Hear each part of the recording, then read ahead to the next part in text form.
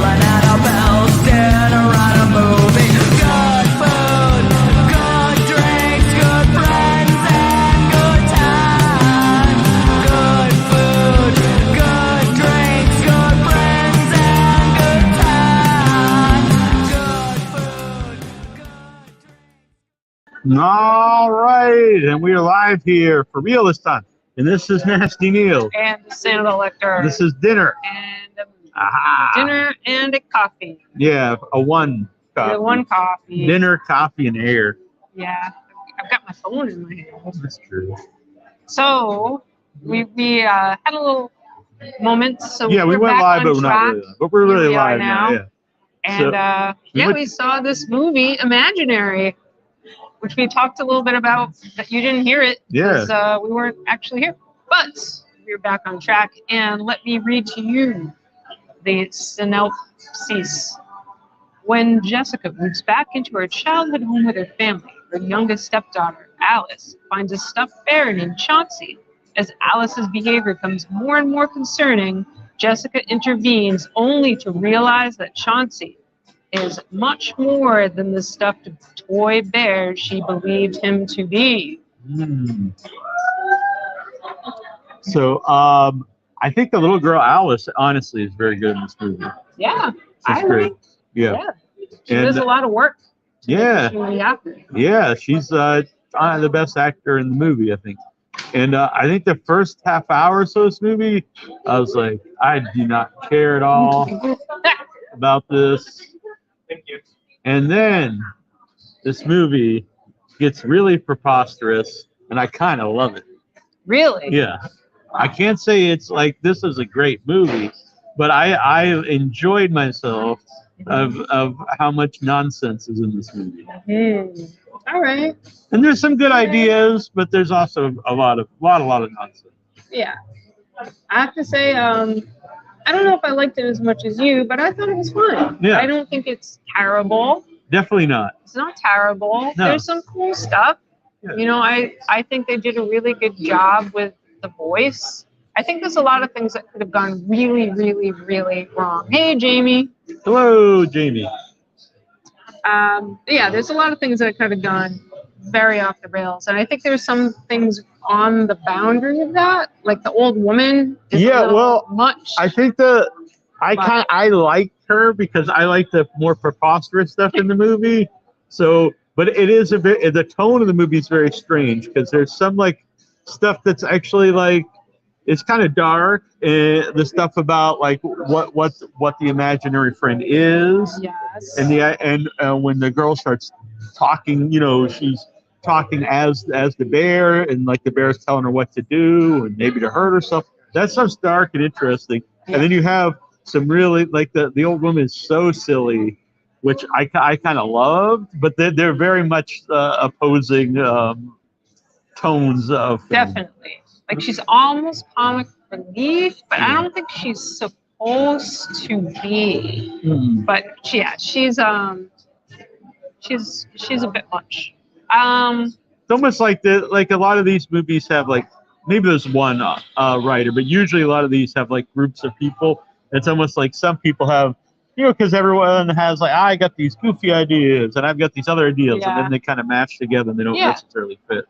Yeah, I think what you're saying though is right. That overall, it's more silly. It's like silly and serious. So I think those silly parts, they can get away with them. It's like not so far gone that I'm just like Yeah, and everyone plays well. The old woman doesn't play it very straight, honestly, but most people play up straight. So you're kind of into it, and unintentional comedy in some parts. I don't know. Yeah, I don't know. I found it quite enjoyable though. So you mentioned the girl who's definitely she's great. Honestly, great. She's really good in the movie. And does that mean you did not like the performances of other people? Because I thought everybody was fine. I think the main woman's not that great. She's all right. But I think the girl is the standout. I think she does the best job with material. Definitely. She's the one that I think you're really drawn to the most. I like the sister's fine. Sister's pretty good. I didn't really care about the dad, honestly. He was just He was clearly like a throwaway. He needed to be there as like part of the storyline, Yeah. but they didn't really care about him at all. No. He's really not in it. Why is he? Really Is he much at British or something? I didn't know. Yeah, and Why? there's like some weird little joke in there. I don't know. Yeah. So at some point that the girl makes a little British accent, drinking tea with her bear. Yes, yeah. It just seems. Yeah. I don't know. It just seemed just like it's there for no particular reason. But Yeah, I think it's cool that part of the bear thing is that it's appearing as what you want to have, which is kind of cool about the idea of an imaginary friend. Is that's kind of having an imaginary friend in general is playing a role in the life of a kid that's not otherwise being felt. Yeah, no, I like that. I like they go into like the mythology of what an imaginary friend is. That gets into some of the more preposterous stuff. I'm in I'm in that part of the movie. That worked for me, but it definitely I could see some people it's going to be off-putting because with the more serious stuff in the movie. What parts would they be off-putting parts? Oh, so the old woman goes into the old woman specifically? Yeah, she goes into the whole backstory, of the mythology of the imaginary friend. Yeah. To me, it's so like silly. I loved it, but I think they could have done that and maybe drawn it out a little bit more. Yeah. Over the course of the movie. Oh, I agree with that. Well, I do think the first half hour is very, very slow. Yeah. And they could have spread out all of it a little more, I think. Yeah. Give it a little more balance. Yeah. But the stuff with the girl and when she's talking to psychologists, that stuff's like actually very dark and a good horror movie, I think. Like someone, being told to hurt yourself. And and she has a scavenger list of things to collect and do. And I like all that stuff. I think that stuff really works for like a serious horror movie. Yeah, I agree totally. Ghost brings up a good point. Now, this is something that I think I've mentioned before, and that is we need to have a spoiler banner when we do the spoiler. Okay, so we will like when you have the link and it just runs through. We won't spoil we won't spoil heavily. We'll let you know. We'll let you know. Yeah. Badger's into it. Do we know very cool. who Badger is? Badger. Yeah, he's an actor in LA, I believe. Oh, nice. All right, we don't have to reveal your true identity since you are a real Badger here. You can mute it, close. You can totally mute it if you want to watch it. Yeah. In the bad light. Yeah. So yeah, I think it was really fun.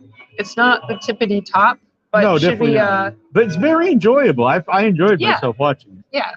There was this particular scene, including Neal, when I actually laughed out loud. I don't know if you heard me because you were standing up for a little bit. I had to stand up. And it really made me laugh. No, which part? When they're already in the place? When they're in the Forever Ever. Yeah. Oh, when there's like the surprise, not everything you thought it would be. Made me laugh. Yeah. Oh my God.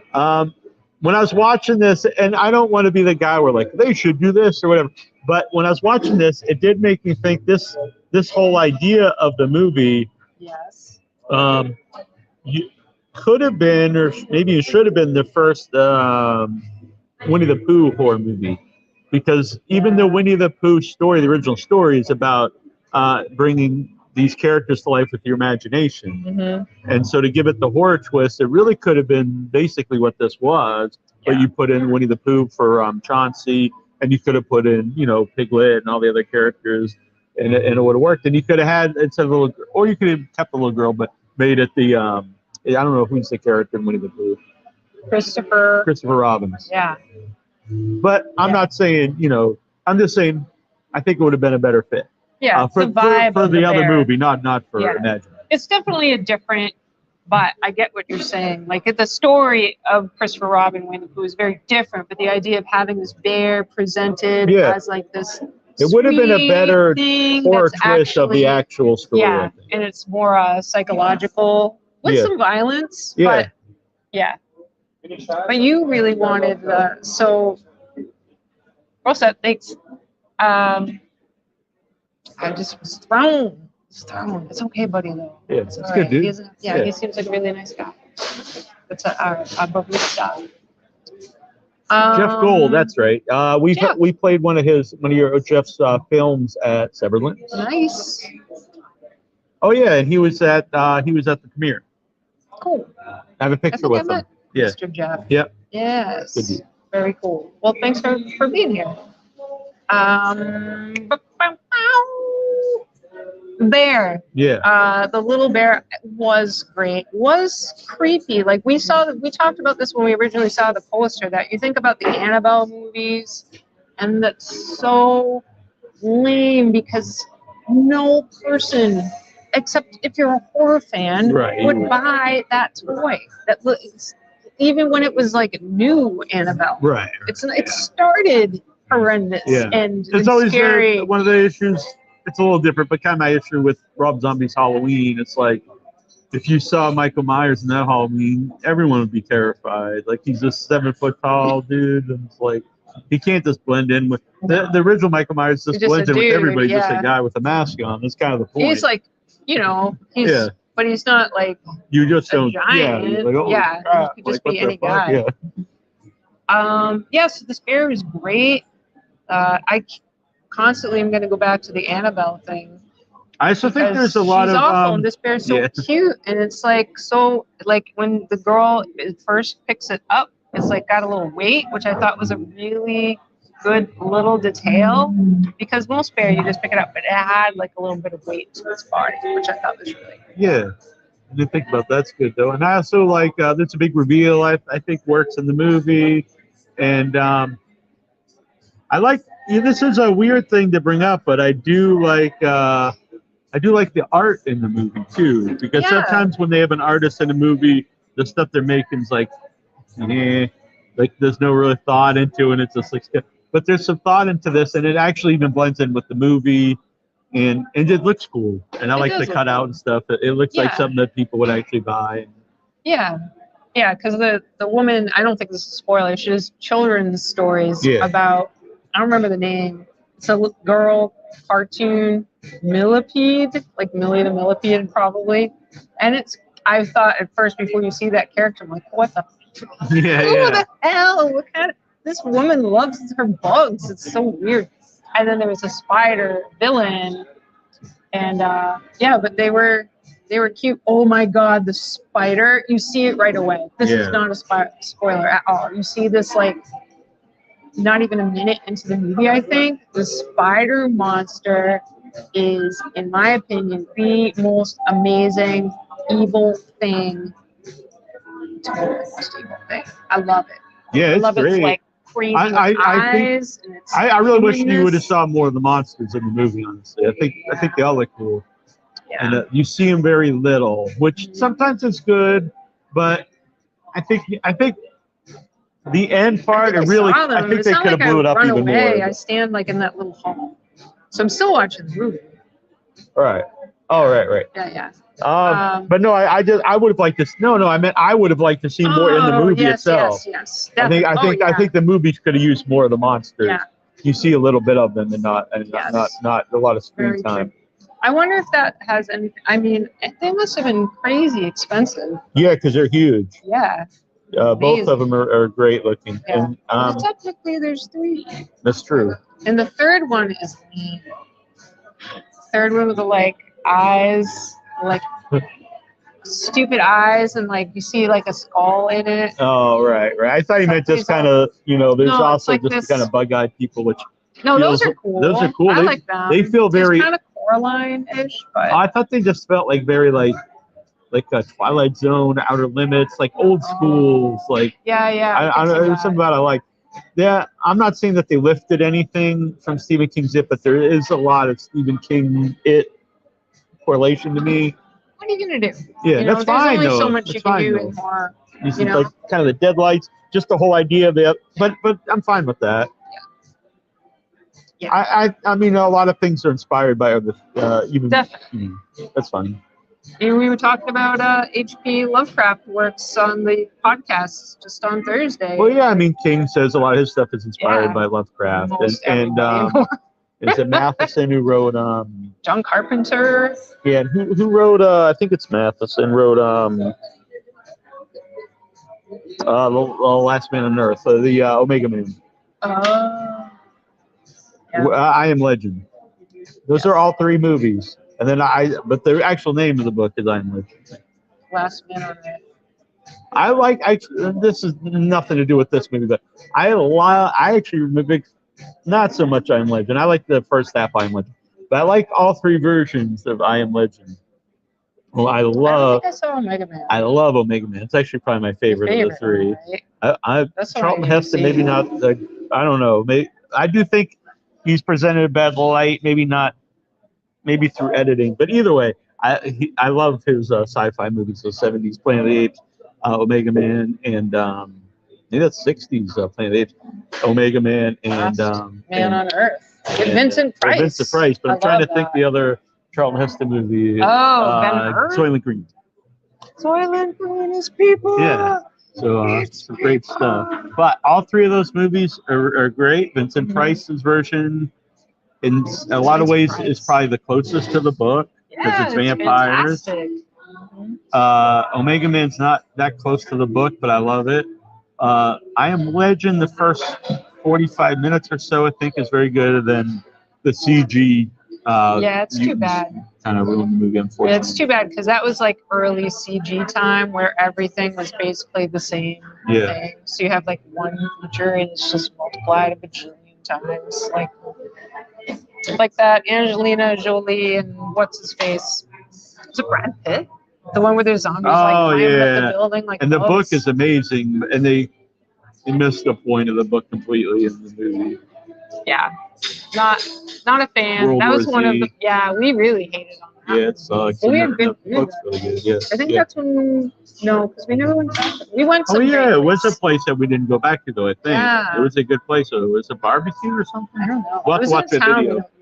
That's true. So true. So But my point before I forget, none of those three versions of I Am Legend, even though we're here to talk about imaginary, none of them get the actual ending of the book, which is why it's called I Am Legend, and it's one of the best endings in any book. Interesting. And all of them miss the ending and the point of the ending, and they don't even get the ending right at all. Did you listen to audiobooks? Yeah, it's actually one of the first audiobooks I listened to. It's great. Send me some. I have the actual physical audiobook. Do you? Yeah. Cool.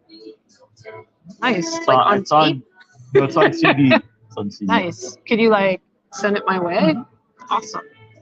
Or you can see if it's online. I'd probably be it's great. It's a novella. It's not very long. It's awesome. Nice. The guy reading it does a great job. But Matheson stuff is overlooked, but it's actually one of the most influential to modern horror movies. I Am Legend is what George Romero says Night of the Living Dead is basically his version of it. That's interesting. But anyway. Interesting. Who's the author? I think it's Matheson. He did that. He did the Zuni doll. He did really. He did the Death at 20,000 Feet. The Twilight Zone episode, the real famous Twilight Zone episode with William Shatner. Oh yeah. With this really foolish monster. Yeah. So he's done tons of stuff that are people know of, but I don't think they know him, unfortunately. But he's one of the major influences to Stephen King. I kind of thought that was really, there's all kinds of people that were very upset about Will Smith. I thought it was pretty great. Terrible. You can't. You can't go to a comedy show and hit the guy making a joke.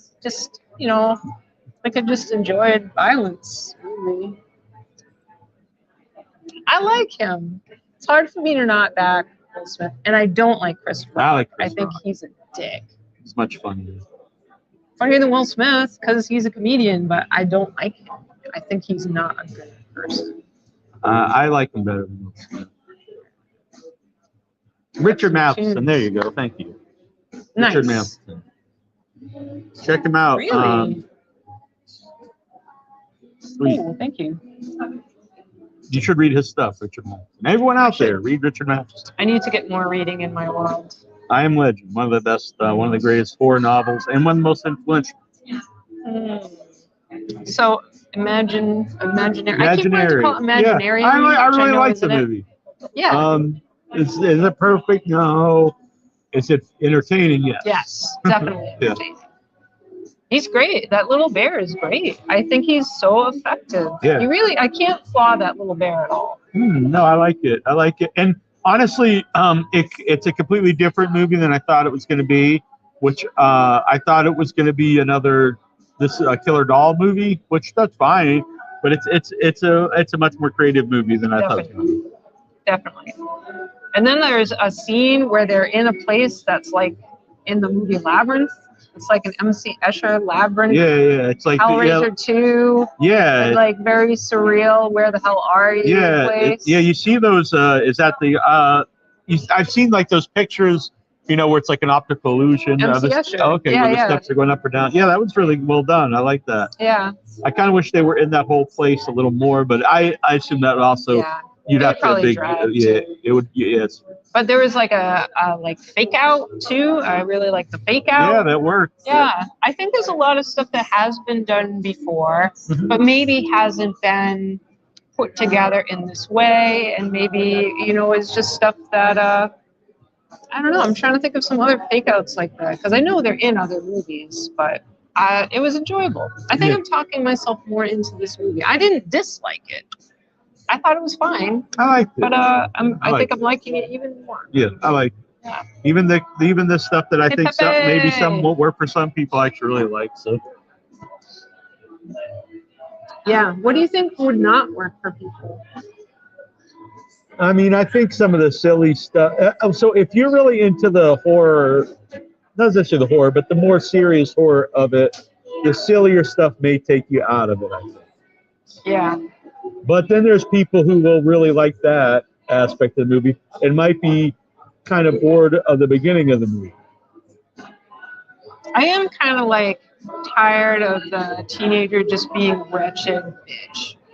You've got the new parent, the step person comes in the scene. Well, that's why and then the little kid is easy to warm up. And then there's the like gritty. That's why I wasn't into the first half hour at all because it was very typical setup. Yeah. And I wasn't. I noticed honestly the young girl's really good. But it was just a very typical setup, and I was like, nah, I don't really care about any of this. Yeah. And then things started to get, really whacked out. And interesting. Do you like when the stepmother told that girl off? I was like, yes. It was so great. Even though it wasn't real, it was still so great. The doorway scene to Chauncey's realm remind me of Summer Dimension Door in Pan's Labyrinth. Interesting. I haven't seen that movie. Yeah, I would like to revisit that. Yeah. I like that's another thing. Like I was talking about Stephen King's It. It's not just it that does it, but Pan's Labyrinth's another good example of a movie about children's imagination coming. And for what I actually I hate part 2 of the new It. The first part I thought was pretty good, but I don't understand why they changed. What the hell is that? Why they changed the stuff about the imagination in it? Because that's a big part when they're adults, they have to recapture their imagination of youth to defeat Pennywise, and that's not in the movie at all. And I have no idea why. And it's completely, you don't have the bike, you don't have the weapons that they have to, the spray, the kids spray, it becomes acid, Yeah. And so I don't understand. I mean, that's a huge part of it. And instead they just go and beat them up. It's just very lame. Super lame. Yeah, it's super lame. I don't need to see it, I feel. No, I actually like part 1. I thought it was well done. I think it's different, which I think is good. Mm-hmm. And the second one has a lot of comedy. It's very unfitting in the movie. It's so weird. And then at the end. You think after the one that was made, I don't remember if it was 89 or 90, whatever, the Tim Curry one. And that is notorious for having shitty part 2. Notorious. So I would think people would be so conscientious making a part 2 for the end of time. I know. And now this makes it's crazy. Because the first part, I think the strength of the story is when they're kids. So that's part of it. But I think the second part of the made-for-TV movie is still good, except for the very ending. But this, like, there's so much comedy, and I didn't think the adults, the kids are great actually. In the first new one, they're really good in it. The second one's so much comedy, and it's very weird because there's like an opening scene of the second It Chapter 2, and it's like a gay bashing scene, which some people were against, but I think it was fine in the movie because it showed the evil of Pennywise and him, Yes. feeding off people's dark side. But then immediately it's followed by like a comedy act, and it was very strange. And that's actually something I don't like in a lot of modern blockbusters, like Marvel movies, where they have a dramatic scene and they have to intercut it. Yeah, it's like we don't want to be making it get too emotional. Now we don't laugh. It was really disappointing in It Chapter 2. I really like that you, it's still kind of like going off topic, but the idea of wiping out emotion, like anytime there's in these blockbusters, you start to bring up some kind of, I think it's really like they're afraid to do that. Yeah, like what are you going to do? And I don't really know why. The only time the liberal agenda. If someone does it feelings. Well, that can work. I honestly think James Gunn movies knows how to do that. I just think that's his style of comedy, and it works in the Guardians of the Galaxy movie. But it shouldn't be in every movie made. From the experience.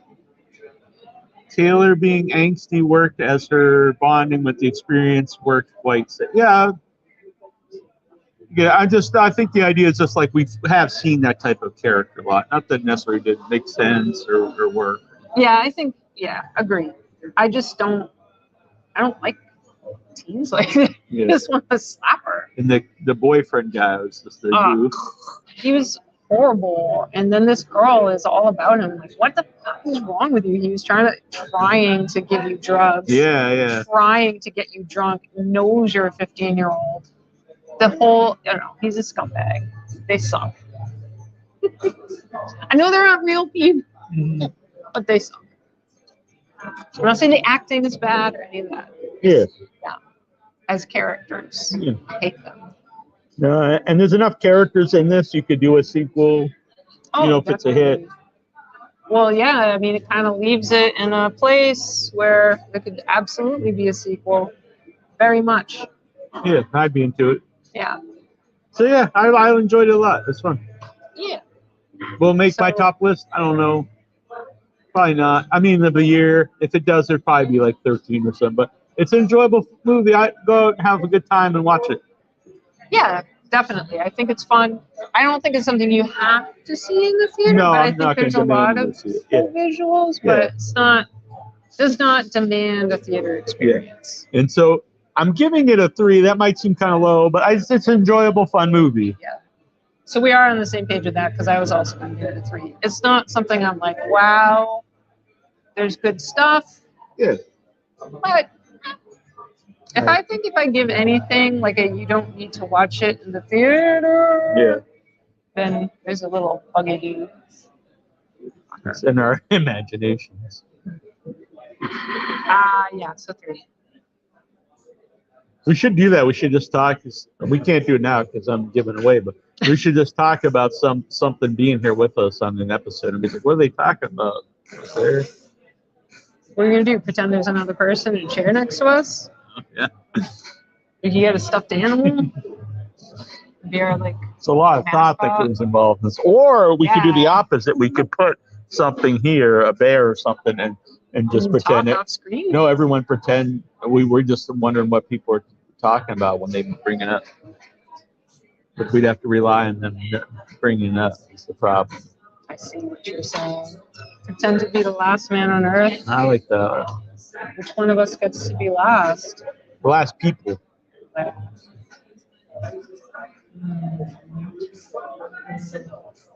don't want to be sickly like they are in the movie. Charlton Heston isn't. He's riding around his cool car. Oh, yeah. Yeah. It doesn't go well for his daughter or his wife. It's bad. Yeah, in the original novel, they're vampires, and the other two, they're more. They have to go through the death. The death. Amazing ending of the book. Why doesn't any of the movies capture it? The name of the novel is the ending of the book. I Am Legend. You read still the on book. about that, huh? You read the book, and you're like, oh my god, this name's perfect. Let's make the movie 3 times and never do the ending. It's kind of like it. Another time, and they'll do another shitty part. The problem with the ending of it, this is my take on it. It's unfilmable because Pennywise is not a clown. He's not a big spider. He's the deadlights. He's the scariest thing to you. Yeah, but why can't you just when you read that, you envision whatever scared you. How do you film that? The only way to film that is not to show it, and then people are going to be pissed. But it's really the actual way to do it. You can't just show this a big puppet spider. Like, no, but you could show it. I think it would be cool. I don't know if it'd be scary to have like light, but it's like turning into a whole like flashes of fears. Like there's this, there's this, there's this, You have to do it, and it can't. Not like slowly morphing. And in the new movie, he turns into a friggin' CG giant and all this stupid shit. It's worse than Spider. Yes. Plus, the bully friggin' doesn't even come back. Really? What the hell is the point of this guy? He just goes crazy and like walked away. I think he just falls down in the pit. That's it. We're going somewhere else after this. Wait, what do we got here? Well, don't. If that's something I don't need to know. They do that well, actually, in the made-for-TV one because the character, so good. The character who as an adult kills himself sells all of the fear of Pennywise because he is so stricken with fear he can't face it again. Yeah, I thought that was amazing.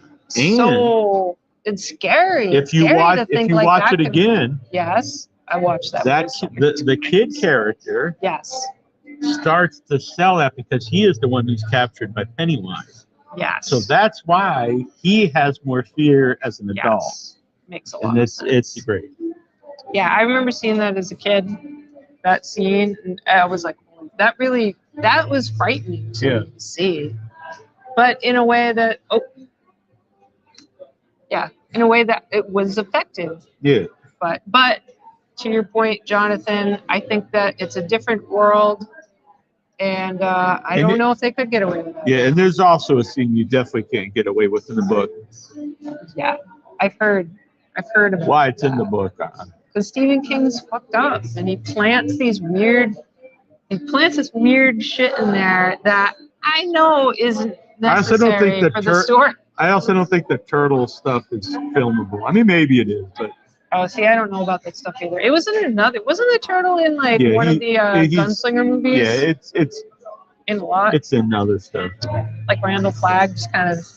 Yeah, it's more. It's like not necessarily the good character. It's like the neutral, the thing that brings balance to the universe. Weird. But it would be. I think it'd be really bizarre if it popped up in the movie. But I don't know. Maybe you can do it. The Ritual of Chud, though. Chud. That's what they call it. The Ritual of Chud. And they all do the hoo-ha. Oh man. Yikes. You read it, you're like, I think I'm going to go on a list somewhere. So after this, we are going to see Naomi Grossman tonight. We had her on a couple weeks ago. She's Pepper in American Horror Story. She's like she's great in American Horror Story. She's very different in real life, but American Horror Story. I was so happy for her. And the character, I mean, I know it's a fictional character, but it's really cool to see that character come back in Freak Show and get more of a backstory. Yeah. It made you really feel for the character. you know, it's a real Definitely. person. So, You know, a real character. the idea of it having Yeah. a human. I see a lot of hate for some reason for Freak Show, and I personally think it's the best season of the show. The only one I actually really liked from beginning to end. A bit of snack. Never heard the term. It's the ritual of Chud, and it actually comes up in another Stephen King novel that just came out a couple of years ago, which was an indirect sequel to it, which was interesting, but not presented that way. So while I was reading it, it just came up, and I was like, oh my god, this is it. So that was kind of cool. It's crazy. Once upon a time, I knew so much more about Stephen King stories than you, and now you're the master. Yeah, I gotta get back to reading some more. Yeah, it's crazy. Yes, Naomi Grossman, one woman show, American Horror Story, and it's like about her life and pimping it to make it in Hollywood, and it sounds very interesting. Yeah, Sounds I'm like looking forward to this. It'll be fun. Yeah. There is a late night Indian horror movie. I don't know if we'll be able to make it. It's too bad, probably not. But hopefully, maybe it'll keep playing. No way. So it starts 10:30. So hopefully, it keeps playing though. And if anyone out there, if it's playing somewhere near you, check it out. Let us know how it is. I forget the name of it, but it's too bad they had it some strange times because it's a 2.5 hour movie and they play it at 7, which I can see at 7. Yeah. I mean, it's unfortunate for us, but the 10:30 start time seems crazy because. You know, it's a chain theater. You wouldn't think they'd even want their employees have to stay there till like 1 a.m. Oh, maybe that's at the same time as Rocky Horror, because they do have still. It's a theater that still does Rocky Horror. That's a good point. I didn't think about. Every Saturday night until the end of time. It's been around since I was a kid. That was a long time ago. It's not Chud from Cannibal Human. Sweet. It's just Chud, but but Chud Cannibalistic Humanoid Underground Dwellers. So I love Chud. Yeah, it's horrible in the most perfect ways. Great. It's so. Awesome. The original version, the original Chud that they wanted to make, they weren't mutant monsters. They were just homeless people. But they wanted the studio wanted them to have it more monstery, but there's it's actually a lot of social commentary in Chud. That's so we're I haven't seen it in quite a while. It's probably been about 10 years. But Naomi Grossman, one woman show. Let's see, it's 6:30, so we've got a little bit of time, but we gotta mosey on. We gotta take the subway back to my vehicle, and see that notification works. Yeah, the subway. I'm not getting we call it the T here. Yes, the T. Right. For T. Now it's working. Now it's going crazy. They're like, yeah. I don't understand. Jonathan Jackson. I don't understand. That's how I say his name on the show. What? Meaning all the times you say it on our show, you say it on the other show the same way? Yeah, but I do it. Sometimes I do it for like minutes. No, he's a good guy. Yeah, it sounds like he is a good guy from all that you've said. So we got to mosey along. I think maybe we'll see you again before the start, but I want to make sure we get in the car and drive over and parking. And then I don't know what the hell is in Arlington because I haven't been there in a long time. And when I used to work there, I wanted to get the hell out of there as soon as possible. All right. Not that it's a bad place. I understand. Yeah. All So anyways. We'll be back. Maybe. I don't know if we'll be back tonight. No, we'll try to. We'll try to. And if not, check out Without Your Head this Thursday, and we'll be reviewing American Horror Story. We have Mike Mendez from... I saw Satanic Hispanics last night. Awesome. It was good. I'm a big fan. So good. Yeah. I'll just give it a 5 right now. Yeah, I agree. It's amazing. Troy and we were so happy we saw it. It was like one night in the theater, and we sat in the back and just had a great time watching. It was so fun. That would have been awesome. So good. So good. So Mike did the wraparound segments, which really is its own story. Yeah, it's not just like, bookending. It's throughout the movie. The Saint feature is Yeah. Yeah, I'm glad you liked it. I thought it was awesome. One of my favorite anthologies. It was fantastic. So I'm glad you liked it. The comedy ones work. The horror ones work. The one with the vampire. Oh yeah, Oh my God, that's so funny. That's the guy from Blair Witch. That's Eduardo. Oh, nice. Oh my God, it was so great. Yeah, so you cute. hadn't seen it when we had Eduardo on. No. But yeah, it's really good. That guy's really good in the movie was... too. The guy who plays the vampire. He's very funny. Oh, he was wonderful. Yeah. He was so funny. I loved it. So the first one was... That's Demian Rugna's one. That's a really weird one with like the monster under the table. And it's like a weird body house. Yeah, and there's like the Rubik's Cube thing. Yeah. So that's Demian Rugna. He did Where Evil Lurks. He did that. Yes. Very, very, very creepy. And then I think the comedy one was after that, the Dracula grandparent one.